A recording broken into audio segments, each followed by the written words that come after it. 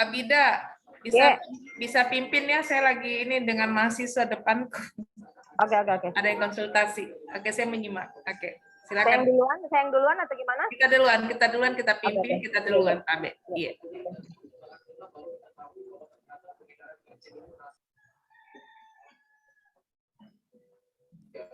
Bu Abida buka dulu, Bu Abida. Biar kita yang pimpin dulu tah, diarahkan. Iya. Baik. Ibu Sunika. Baik, Assalamualaikum warahmatullahi wabarakatuh. Waalaikumsalam warahmatullahi wabarakatuh. Ya, jadi Ibu Sunika. Ya, Ibu. Iya, sudah siap, Bu ya? Insya Allah siap, Ibu. Iya, jadi untuk hari ini Ibu akan diuji saya dengan Bu Widya, ya.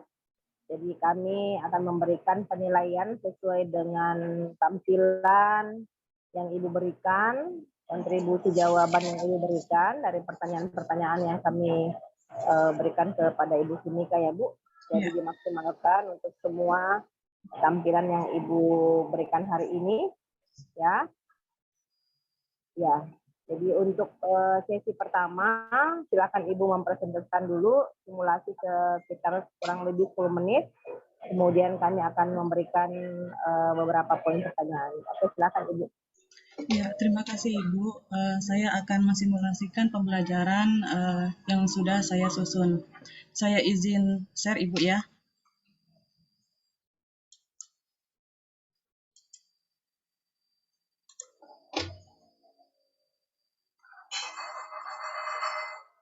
Assalamualaikum warahmatullahi wabarakatuh.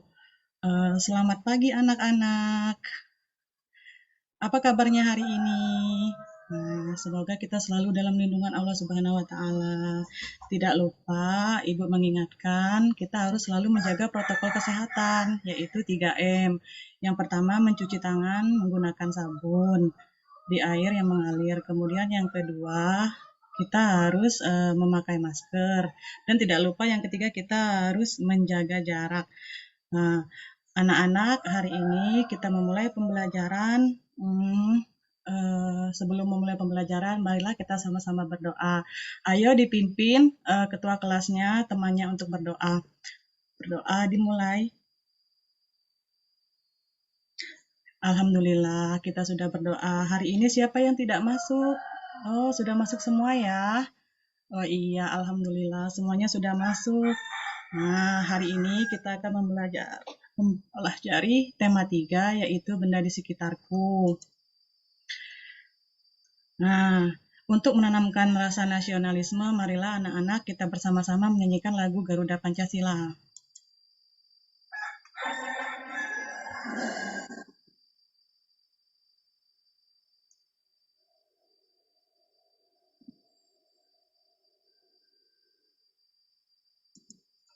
Nah, terima kasih anak-anak, kita sudah menyanyikan lagu Garuda Pancasila.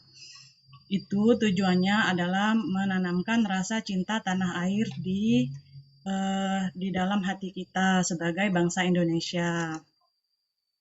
Nah, di sini tujuan pembelajaran kita hari ini adalah yang pertama, setelah membaca wacana tentang wujud benda yang ditampilkan pada PPT atau aplikasi Zoom, peserta didik dapat menemukan informasi yang terkait dengan wujud benda dengan tepat dan mandiri.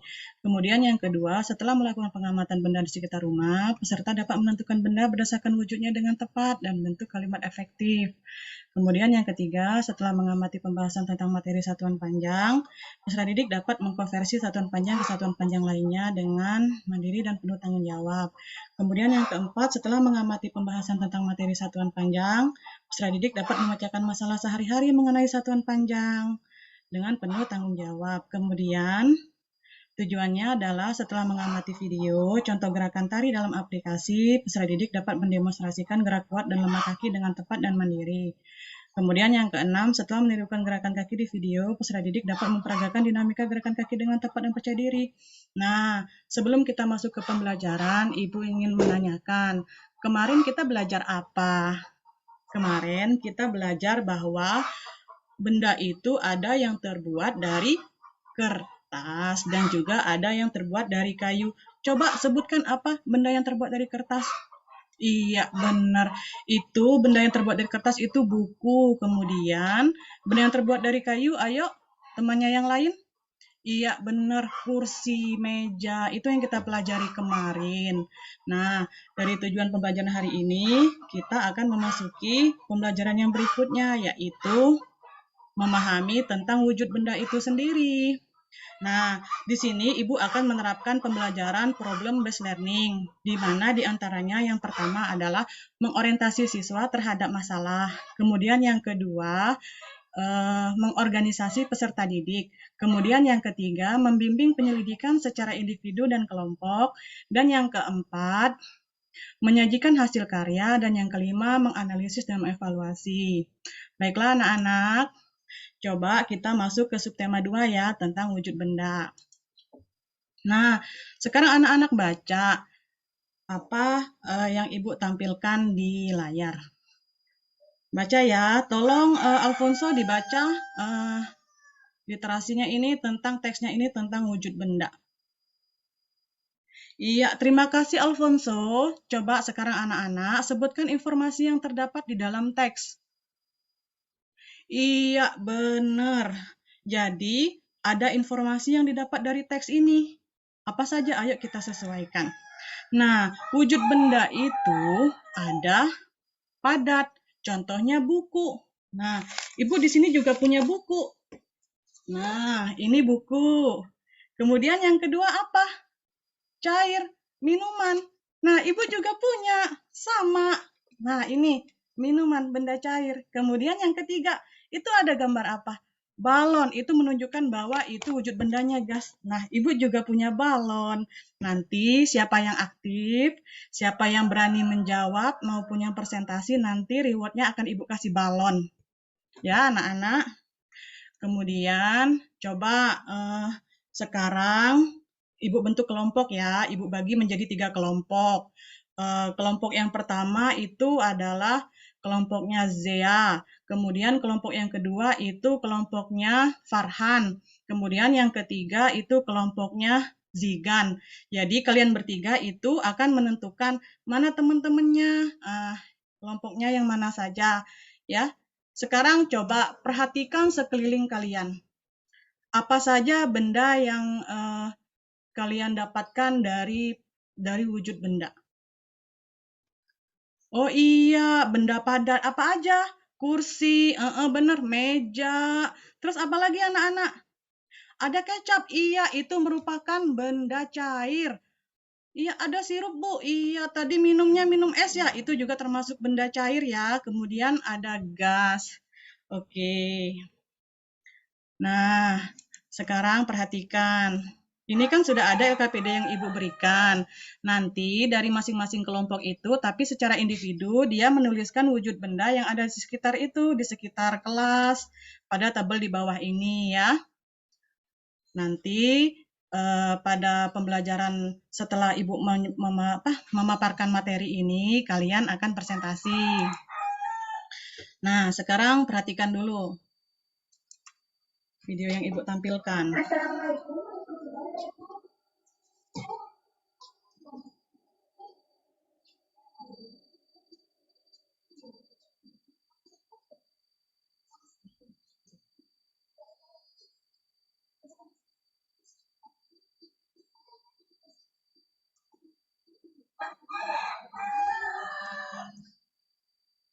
Kenapa Bu Sunika? Iya, Ibu. Videonya belum bisa jalan? Belum, Ibu ya? Iya, belum. Coba diulang lagi.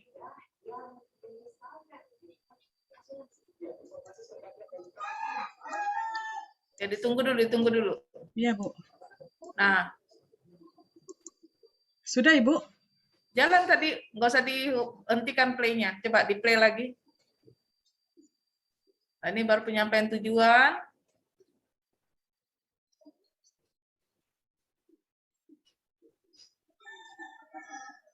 Ini kan tadi sudah disampaikan oleh Ibu ya tujuannya.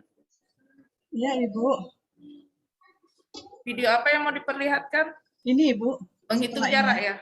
Iya, menghitung jarak masuk ke matematika. Oke. Nah, coba anak-anak perhatikan. Pernahkah kamu naik alat transportasi seperti pada gambar?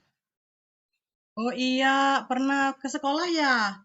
Iya, coba jelaskan. Itu bentuk wujudnya apa motor itu? Iya, padat bener, hebat anak ibu. Kemudian bahan bakarnya dari apa? Bensin. Oh iya, bensin juga termasuk ke dalam wujud benda cair. Kemudian yang dikeluarkan oleh ini knalpotnya apa anak-anak? Asap. Iya, betul. Ini merupakan contoh dari benda gas. Lanjutkan ya, perhatikan.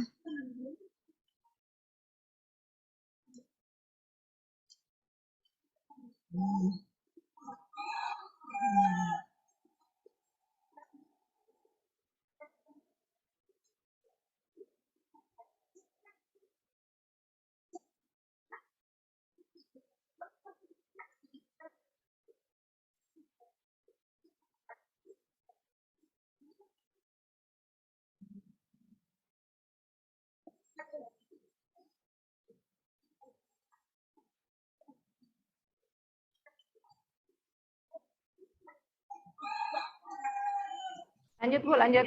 Iya. Nah, Dilewatkan saja. Nah, Oh, oke. iya. Oke, nggak apa-apa. Ini silakan Iya. dijelaskan. Ya. Iya. Nah, anak-anak di sini bagaimana cara kita merubah dari 1 kilometer ke meter. Ini bisa diibaratkan sebagai langkah. Nah, 1 langkah ke bawah itu menandakan itu dikalikan 10. Jadi dari 1 kilometer ke hektometer itu 10 hektometer. Kemudian ini kan 1 langkah. Kemudian ditambah langkah kedua. Langkah kedua ini menunjukkan bahwa dikalikan 10 lagi.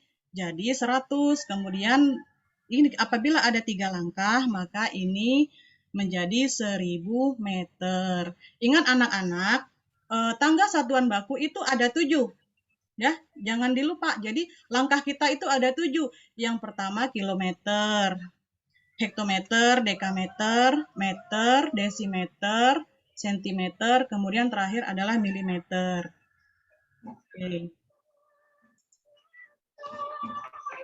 Nah, yang tadi ya Ibu. Sekarang anak-anak tuliskan atau kalian gambarkan tangga satuan baku dengan bahasamu sendiri pada tabel pada LKPD 2.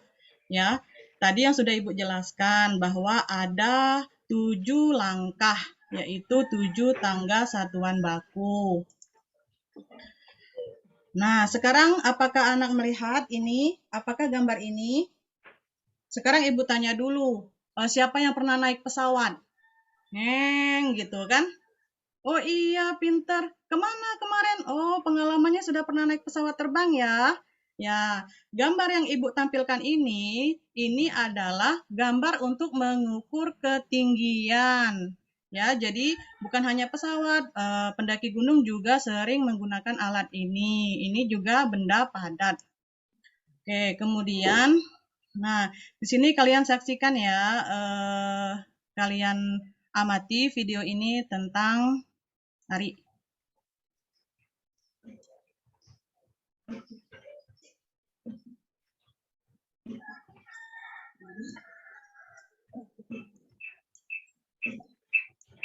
Nah,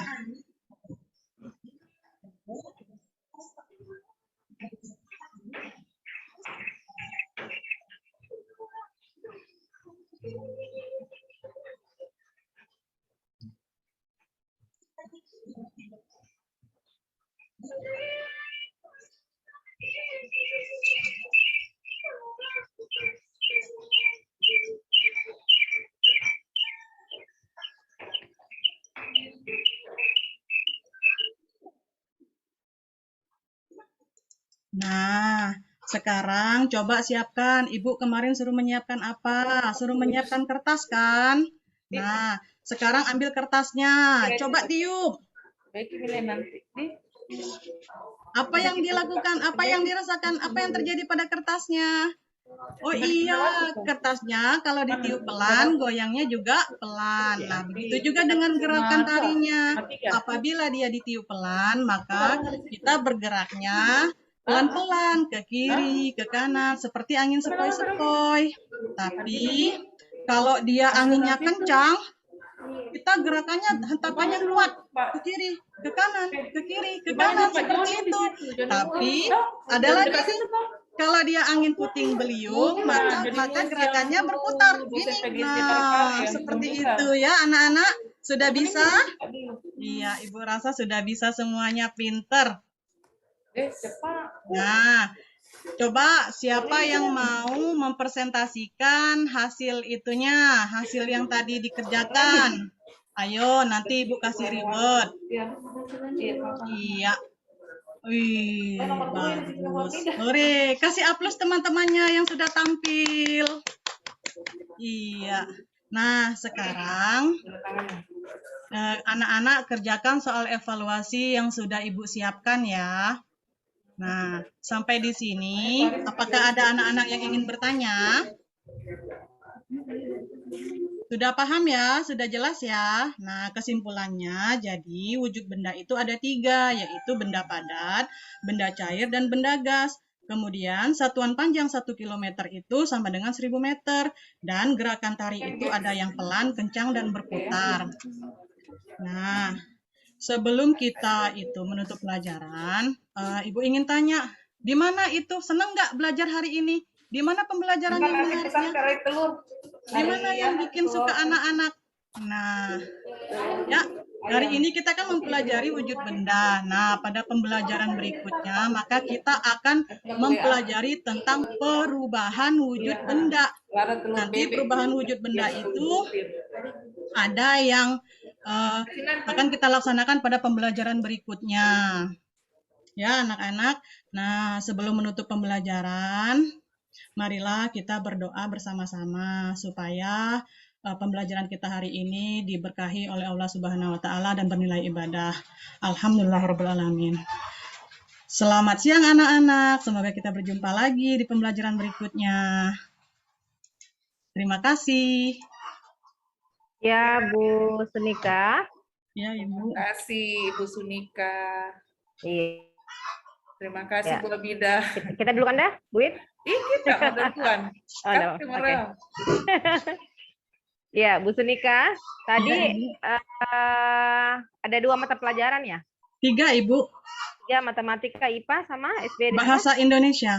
Oh, bahasa Indonesia. Ya. Kelas 3, Ibu. 3 SD. Kelas 3 ya. Oke. Bu, tadi bagian matematika kan satuan Panjang. Terus IPA-nya? Wujud benda, Ibu. Wujud benda. Di bagian mana tadi ini terlihat ada tematiknya? Itu Ibu, pada bahasa Indonesia kan saya menyajikan teks. Itu tentang wujud benda. Kemudian masuk ke matematikanya tadi kan saya menampilkan gambar motor itu menyatakan jarak, Ibu. Dan misalnya anak-anak itu datang pergi ke sekolah itu naik motor. Nah, dari motor itu sendiri wujudnya apa, Ibu? Wujudnya padat. Kemudian bahan bakar dari motor itu sendiri menggunakan bensin. Itu merupakan benda cair. Kemudian yang ketiga itu asap yang dikeluarkan oleh motor itu sendiri merupakan benda gas, Ibu. Baik. Bu Sunika, kalau misalkan kita kan dituntut untuk menjadi seorang guru yang profesional ya. Iya. Menurut Ibu, apakah Ibu selama ini sudah menampilkan secara maksimal untuk mewujudkan seorang guru yang profesional? Insya Allah, Ibu, saya mengusahakan yang terbaik dari pembelajaran yang saya susun, Ibu. Oke. Saya mencoba menguasai materi, Ibu, sehingga pembelajaran yang saya sampaikan itu tujuan pembelajarannya itu dapat tercapai, Ibu. Indikator yang lain yang Ibu maksud dengan guru yang profesional seperti apa? Guru yang juga itu, Bu, guru yang menguasai misalnya menguasai media pembelajaran ya, Ibu. Seperti yang saya tampilkan tadi, saya mencoba menggunakan aplikasi Canva untuk membuat pembelajaran itu menjadi menarik, Ibu. Karena di dalam Canva itu banyak gambar-gambar yang menarik yang bisa bergerak, dapat memfokuskan perhatian peserta didik terhadap pembelajaran, Ibu. Udah berapa lama Ibu mengajar? Alhamdulillah sudah 12 tahun, Ibu. udah terangkat 12 tahun atau masa kerjanya Ibu 12 tahun? Oh iya, ini Ibu, saya kemarin itu mulai tahun 2008 itu masih honor Ibu. Kemudian saya ikut tes CPNS pada tahun 2018 baru lulus Ibu pas 2019 Oh, 10 sampai tahun sekarang. honor ya. Iya, masih lama honor Ibu dan baru diangkat jadi PNS. Alhamdulillah. Iya. Selama ini ada enggak yang selama 12 tahun itu ada hal-hal yang menurut Ibu sudah tampil memesona di depan siswa dengan memberikan solusi-solusi alternatif pada proses pembelajaran, ada enggak yang pernah kasus Ibu temui? Iya Ibu, ada Ibu. Terutama mungkin kebetulan di daerah saya itu sekolahnya itu banyak di daerah anak-anak yang broken home Ibu. Jadi anak-anak itu kadang-kadang dia jarang masuk Ibu, jarang masuk ke sekolah. Dan saya itu biasanya ya Bu, saya itu datang ke rumahnya Ibu untuk melihat permasalahannya karena sudah beberapa saya temukan banyak anaknya misalnya ibunya nikah lagi, bapaknya nikah lagi gitu Bu. Jadi saya sebagai guru berinisiatif kadang-kadang mendatangi orang tuanya. Jadi saya melakukan pendekatan seperti Ibu itu Ibu. Ya. Karena anaknya Jadi jarang masuk. salah satunya itu yang Ibu anggap dengan guru memesona bisa memberikan solusi alternatif atau membangun komunikasi efektif dengan orang tua siswa ya Bu. Iya, ya dengan peserta didik juga Ibu, bagaimana kita merangkul mereka bahwa setiap anak itu memiliki hak yang sama untuk mendapatkan pendidikan Ibu. Jadi kita itu harus objektif, tidak boleh diskriminatif Ibu. Iya. Nah, Ibu di dalam pembelajaran kan Ibu dituntut untuk menampilkan berpikir tingkat tinggi ya. Iya Ibu. Apalagi namanya itu Bu, yang berpikir tingkat tinggi?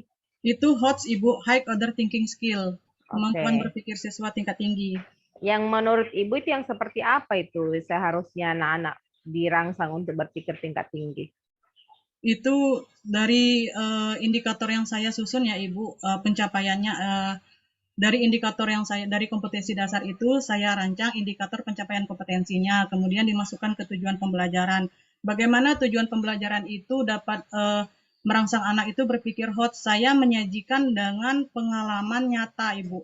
Pengalaman maksudnya dari sebuah realita yang yang tidak jauh maksudnya dari kehidupan peserta didik itu sendiri, Bu. Saya menggunakan pembelajaran problem based learning, di mana di situ saya menyajikan suatu masalah dulu. Berarti di situ anak itu akan berpikir bagaimana cara menyelesaikan masalah itu sendiri, Ibu.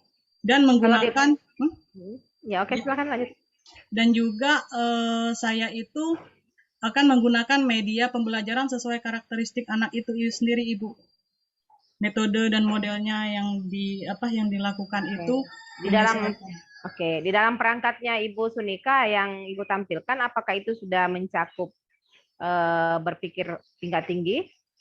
Ya Ibu, terutama pada bagian indikator. Kemudian pada indikator itu saya menggunakan KKO C4 sampai C6 Ibu, di mana di situ menganalisis, kemudian mengevaluasi dan juga berkreasi. Jadi anak-anak itu berkreasi. Bagian mana Ibu katakan menganalisis, berkreasi? Yang di bagian mana di perangkat? Menganalisis itu pada saat saya menyuruh mereka itu untuk mengobservasi benda-benda di sekeliling mereka, Ibu. Jadi otomatis mereka berpikir yang mana ya yang benda padat, yang mana ya yang benda cair. Nah, di situ mereka berpikir secara kritis, Ibu. Kemudian dari kegiatan inti yang membaca teks literasi tadi, Ibu. Di situ kan ada teks literasi, teks wujud benda. Kemudian saya menggunakan kata tanya, apa informasi yang anak-anak dapatkan dari teks yang dibaca. Nah, di situ menunjukkan bahwa kalau HOTS menurut saya Ibu ya, dia menggunakan kata tanya apa, bagaimana, dan mengapa. Itu mengarah ke HOTS. Karena jawabannya membutuhkan nalar Ibu. Sedangkan yang kenapa, di mana, siapa, berapa, dan kapan itu menunjukkan LOTS Ibu, Low Order High allow other lots thinking skill. Jadi salah satu perbedaan HOTS dengan LOTS itu dari segi pertanyaannya.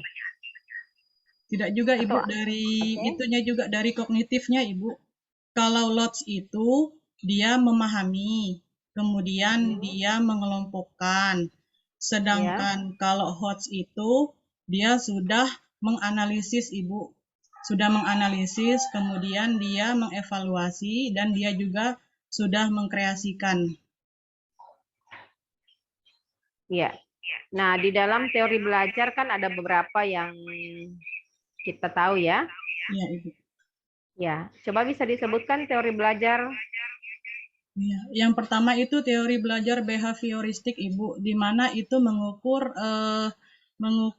tingkah laku peserta didik. Itu interaksi dari stimulus dan respon. Stimulus itu yang kita berikan, respon itu adalah respon dari peserta didik itu sendiri. Jadi tingkah lakunya dapat diukur, Ibu. Kemudian yang kedua, konstruktivis. Teori konstruktivis itu adalah kita membentuk peserta didik itu menjadi kelompok.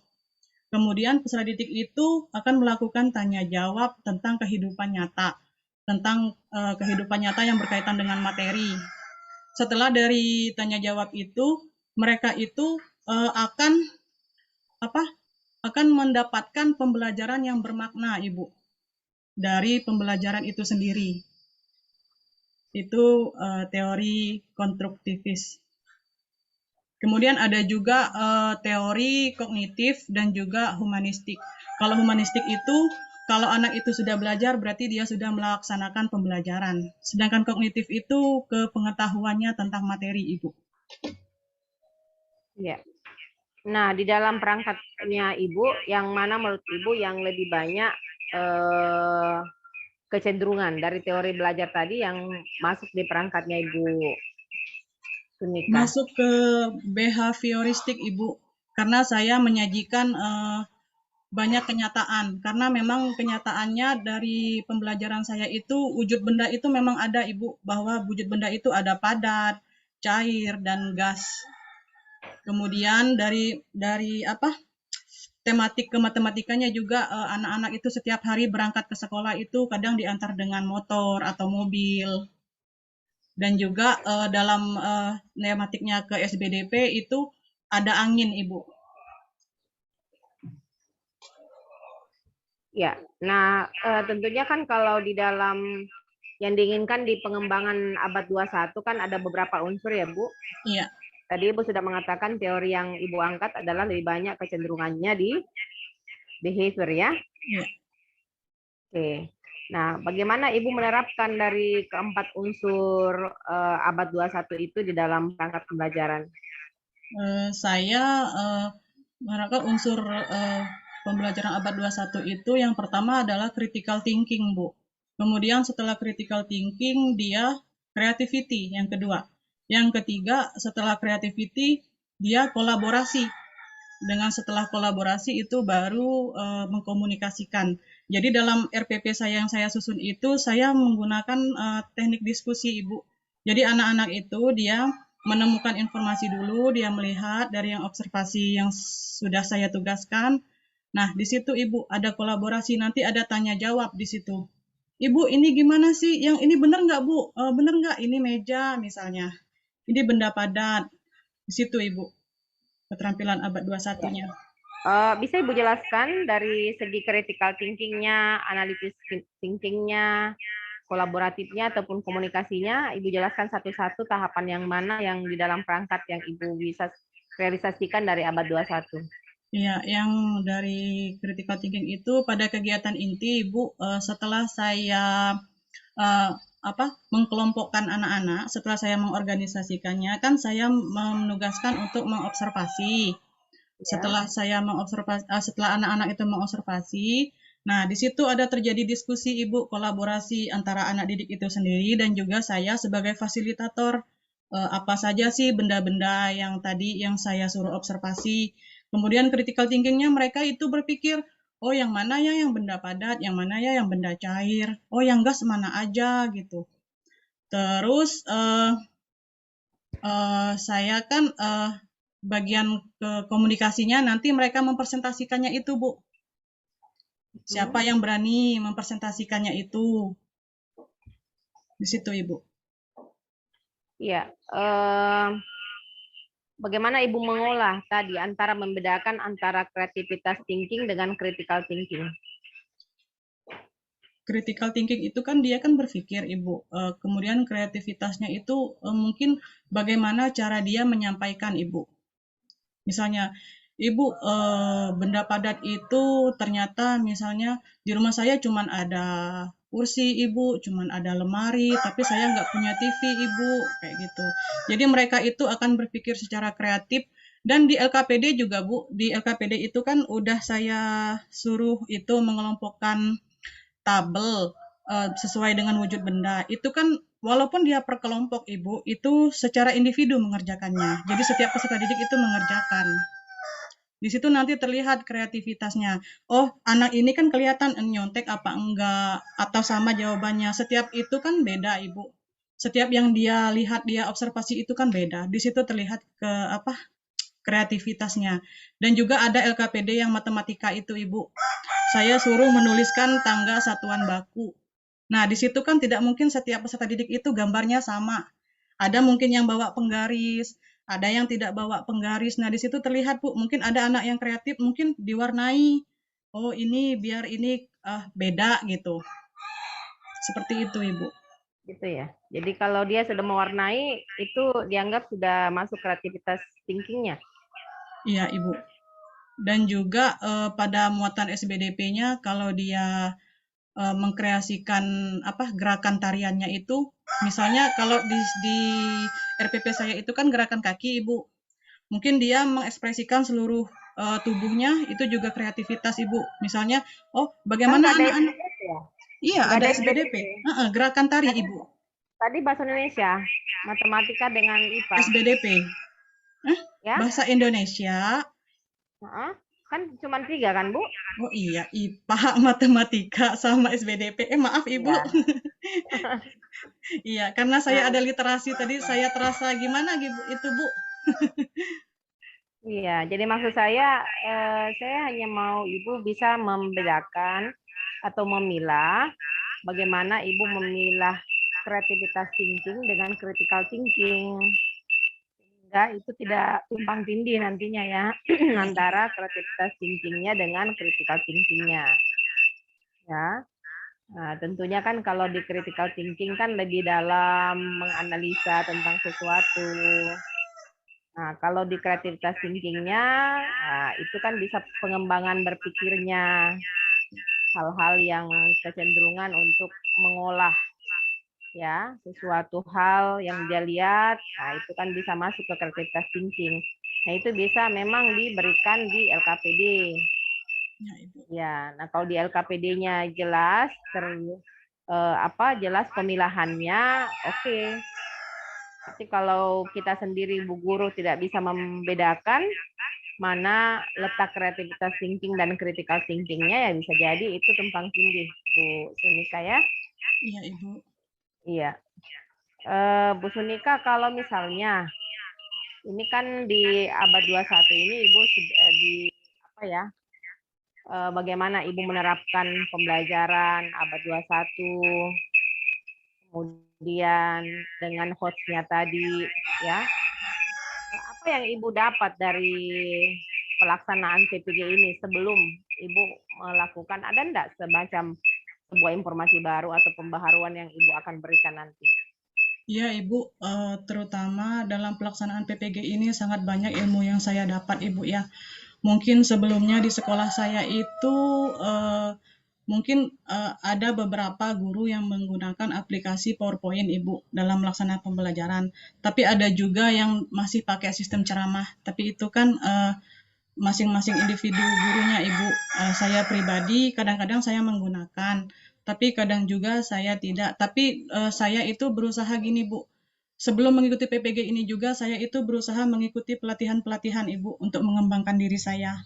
Dan alhamdulillah saya terpanggil dalam PPG tahun ini, Ibu.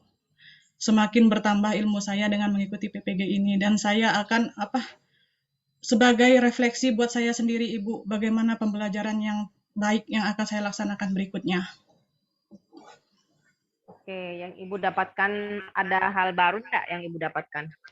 Banyak, Ibu, terutama pedagogiknya, Ibu, bagaimana kita menerapkan pembelajaran itu, modelnya seperti apa yang cocok untuk pembelajaran abad 21 ini. Kemudian itunya apa? Biasanya kita kan RPP itu Ibu ngambilnya kadang-kadang kan punya sekolah lain itu ngambil di internet gitu, langsung dilaksanakan ke peserta didik. Mungkin alhamdulillah dengan apa mengikuti PPG ini saya mulai belajar menentukan indikator pencapaian kompetensi dari kompetensi dasar itu. Berarti belajar mengembangkan, Ibu. Ya, nah saya hubungkan tadi dengan pembelajaran di TIPEK ya. Iya. Ya, ya, apa Ibu sudah merasa Ibu sudah menerapkan TIPEK ya dari perangkatnya Ibu Sunika? Alhamdulillah mungkin sudah mengarah ke situ, Ibu. Yang Ibu maksud dengan TIPEK itu seperti apa, Bu Sunika? TIPEK itu adalah konsep prinsip pembelajaran yang memadukan teknologi, pengetahuan, dan juga pedagogik, Ibu, di dalam pembelajaran. Seperti yang saya susun itu, saya di sini menggunakan teknologi aplikasi Canva dalam menyampaikan pembelajaran. Kemudian model pembelajaran yang saya pakai itu model pembelajaran problem based learning, sehingga dapat mengkondisikan pembelajaran itu sesuai dengan sintak PBL itu sendiri. Kemudian pedagogiknya itulah yang saya gunakan model pembelajaran itu, Ibu. Dan materinya juga saya harus mengembangkan materi ajar itu sedalam mungkin, Ibu, sehingga mungkin dari pembelajaran ini peserta didik itu dapat memperoleh informasi baru juga, Ibu, yang mungkin sebelumnya mereka belum pernah dapatkan. Nanti bisa dikembangkan di pengayaan gitu, Ibu. Baik, saya kira itu dari saya, Bu Sunika. Iya. Terima kasih, Ibu. Iya, Bu Widya. Ya, silakan, Bu. Mohon maaf Bu Sunika, ini baru makan siang. Oh, silahkan Ibu. Sorry, makan lagi dulu kan, dah. Silahkan Ibu, saya bisa tunggu. Enggak. Baru makan siang. Supaya enggak makan malam lagi ya. Ya. Hemat berasnya, Bu. Semuanya serba hemat. Hemat di badan, hemat di ongkos. Alhamdulillah rabbil alamin. Oke, baik Bu Sunika. Saya mau apresiasi dari sekian banyak peserta yang pernah saya uji. Ini baru ada satu peserta PPG yang menggunakan Canva application dalam PPT-nya. Baru Ibu nih ya. Yang lainnya pakai PPT biasa saja. Saya kira itu prestasi yang baik. Saya mengapresiasi karena Ibu tetap mau mengembangkan diri ya. Tadi sempat kita ngobrol bagaimana caranya Ibu dapat aplikasi Canva. Karena saya tahunya itu berbayar, dia premium kan biasanya, ternyata dengan menggunakan ID guru ya. Iya, Ibu. Ya, oke, baik. Baik Bu Zunika, dari penampilan tadi Bu Zunika, mana yang paling menurut Ibu proses pembelajaran yang Ibu lakukan tadi, mana yang menjadi unggulan Ibu? Pada saat itu Ibu, anak-anak itu setelah membaca teks tentang wujud benda tadi, mereka saya suruh mengobservasi, Ibu. Mengobservasi benda-benda di sekitar mereka. Apa saja yang padat, yang cair, yang gas. Setelah mereka mengobservasi tadi, mereka kan menyampaikan atau diskusi kan tanya jawab. Ya. Ayo anak-anak, mana yang merupakan benda padat? Ayo siapa yang bisa gitu. Ya. Nah, ini Ibu, dia bilang kan, ini saya dapat apa? Saya dapat kursi, Bu, meja, benar. Coba lihat yang Ibu tampilkan. Di situ ada gambar apa? Buku. Nah, saya tampilkan juga buku, Bu, kayak gini, Bu. Ya. Mana nggak kelihatan nih. Iya, kelihatan kan ada visual background. Iya. Terus kemudian yang benda cairnya mana? Saya tampilkan di situ gambarnya gambar itu botol le mineral, Ibu. Ya. Sengaja saya siapkan juga botol le mineral, Ibu, yang saya isi air di sini. Ya. Okay. Ya, kemudian di situ juga ada yang berbentuk gas itu balon. Saya juga menyiapkan balon, Ibu. Nah, Balon. Biar mereka itu semangat nanti rewardnya. Biasanya kan kadang-kadang kan beda-beda Ibu. Kadang-kadang berupa applause rewardnya. Atau kalau anak-anak kelas rendah ini kan biasanya pakai bintang. Nah, saya menggunakan balon ini sendiri nanti sebagai rewardnya Ibu. Jadi mereka tuh, oh dapat balon gitu. Belajar hari ini dapat balon. Jadi kelasnya penuh dengan balon nanti Bu, kalau dilaksanakan itu. Kelompoknya kan ada 3 Ibu. Jadi setidaknya ada 3 balon. Ya. Oke, baik. Itu keunggulan Ibu ya. Jadi Ibu menggunakan benda real ya. Jadi benda real yang Ibu gunakan dalam proses pembelajaran, terutama terkait dengan KD materi tentang benda-benda ya. Iya, Ibu. Benda padat, benda cair, dan benda gas. Oke, baik. Kalau proses pembelajaran Ibu sendiri, Ibu kembangkan dari teori belajar apa, Ibu? Dasar teorinya apa? Teori belajar apa? Teori konstruktivis, Ibu. Ya, kenapa Ibu nyampaikan bahwa itu adalah konstruktivis? Karena di situ ada tahapnya, dia belajar dari pengalaman nyata, Ibu. Jadi dari pengalaman atau kenyataan itu bahwa apa benda itu, peserta didik itu dapat menemukan pembelajaran yang bermakna. Oke, menemukan pembelajaran yang bermakna. Ini saya tertarik ini dengan kalimat Ibu. Apa yang Ibu pahami tentang pembelajaran bermakna itu? Pembelajaran bermakna itu adalah apa sih yang dipelajari oleh anak-anak itu sehingga itu membekas di dalam pikiran mereka, Ibu. Oh, ini loh, ternyata kursi atau meja yang bentuknya tidak berubah itu ternyata itu merupakan benda padat. Jadi bukan hanya kursi atau meja. Jadi setiap benda yang mereka temukan itu kalau dia bentuknya keras, Ibu, dan tidak berubah, maka mereka akan langsung, oh, ini adalah ini adalah benda padat. Ini adalah benda padat. Jadi mereka menemukan pembelajaran yang bermakna dan bisa juga mereka mendapatkan informasi yang baru dari pembelajaran itu sendiri, Ibu. Ya, jadi itu yang Ibu pahami tentang konstruktivisme ya. Jadi pemerolehan pengetahuan baru dengan mengembangkan informasi pengetahuan yang ada. Oke, baik. Ibu Zunika,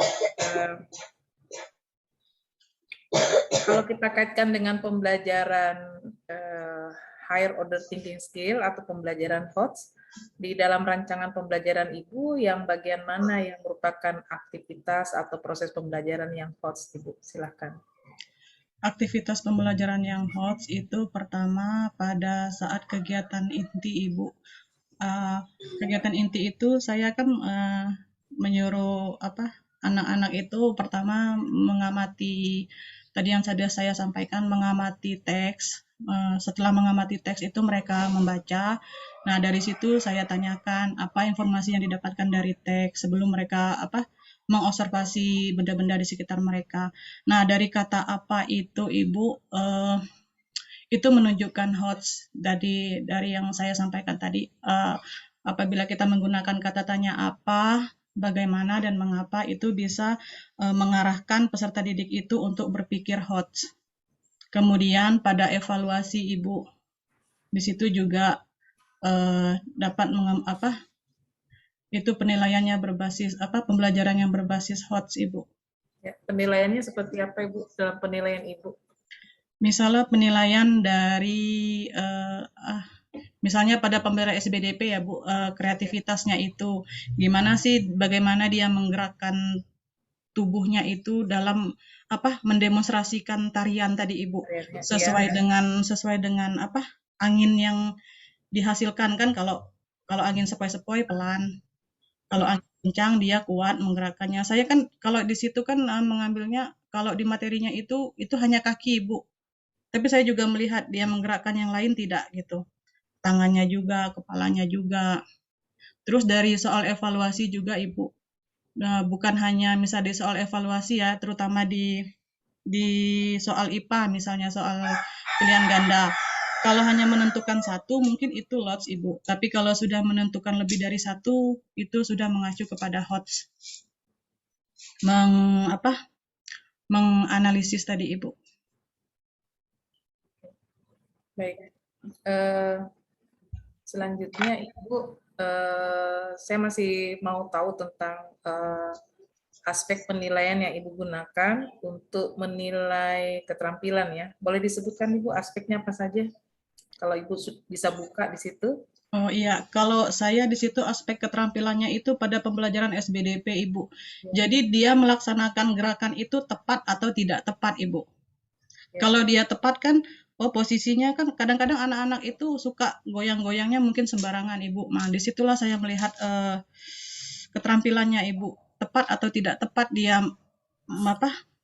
mendemonstrasikan gerakan tarian itu sendiri, Ibu. Oke, baik. Terima kasih Bu Sunika. Saya kira dari saya cukup, Ibu Abidah, cukup dari saya. Iya, silakan Bu Sunika. Ya, saya terus terang tertarik dan mengapresiasi ya, karena tidak semua guru itu mau mengembangkan diri dengan mencoba aplikasi-aplikasi tertentu dalam proses pembelajaran. Tapi tadi saya dengar dialognya Bu Sunika dan Bu Abidah bahwa banyak sekali yang Ibu peroleh selama masa kegiatan PPG ya, pengalaman-pengalaman terkait dengan ICT. Oke, baik.